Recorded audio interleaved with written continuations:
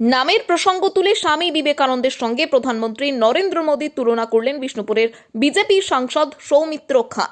সোমবার স্বামীজির 164তম জন্মদিবসে বিষ্ণুপুরে দলের যুব সংগঠনের আয়োজিত যুব গর্জন সভায় বক্তব্য রাখতে গিয়ে সৌমিত্র বলেন, একজন নরেন্দ্র ছিলেন যাকে আমরা স্বামীজি বলে আজও প্রণাম করি, আর একজন বেঁচে আছেন, তার নাম নরেন্দ্র, যিনি নিজের চিন্তা ভাবনা থেকে সফলভাবে কাজ করছেন।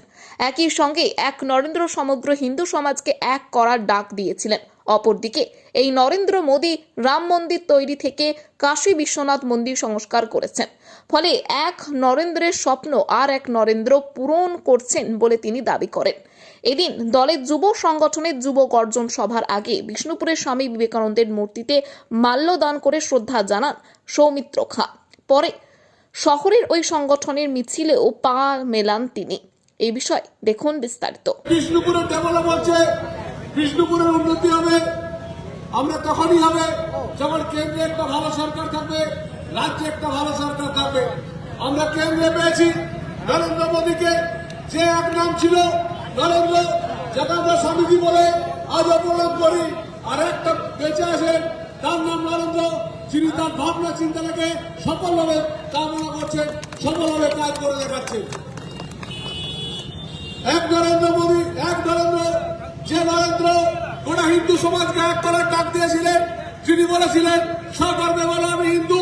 অপরদিকে এই নরেন্দ্র মোদী রাম মন্দির তৈরি করলেন, এই নরেন্দ্র মোদী কাশী বিশ্বনাথ মন্দিরের পরে সংস্কার করলেন, এই নরেন্দ্র মোদী ভারতবর্ষে ডেভেলপমেন্ট করছেন। আমরা যদি বিষ্ণুপুরে ধরি, বিষ্ণুপুরে 10 বছর আগে কি ছিল? বিষ্ণুপুরে শুধু রাজনীতি হতো।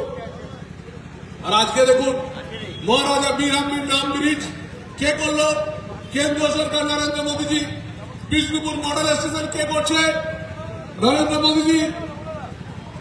বিষ্ণুপুরে নতুন দুটো হাইওয়ে আসছে, 116 যে কাজ শুরু হয়েছে জয়রামবাটি থেকে মা সরকার মন্দির, কাজ কে করছে?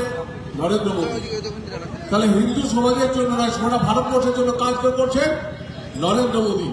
নরেন্দ্র, এক নরেন্দ্রের স্বপ্ন আর এক নরেন্দ্র পূরণ করছেন। আমরা অপর দিকে দেখি, আমরা এই সনাতনী যে বীরাম্বীর জায়গা, মহারাজা বীরাম্বীর জায়গা, এই বিষ্ণুপুরে যে রাজা মহারাজার জায়গা, সেই মন্দিরগুলো সংস্কার কে করছে? কেন্দ্র সরকার, নরেন্দ্র মোদী। 450 নম্বর মন্দির কে করলেন?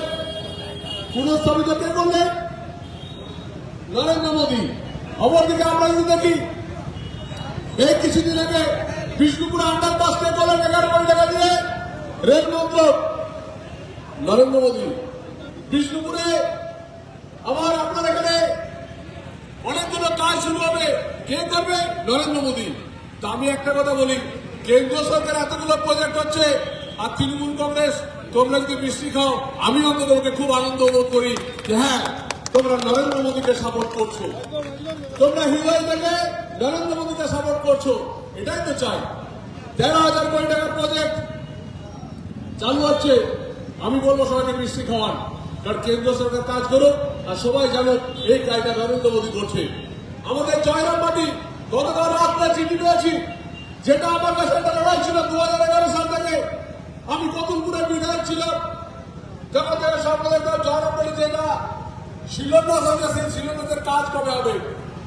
শিলান্যাস হওয়া আর ঘোষণা করা আর কাজ হওয়া অনেক তফাৎ।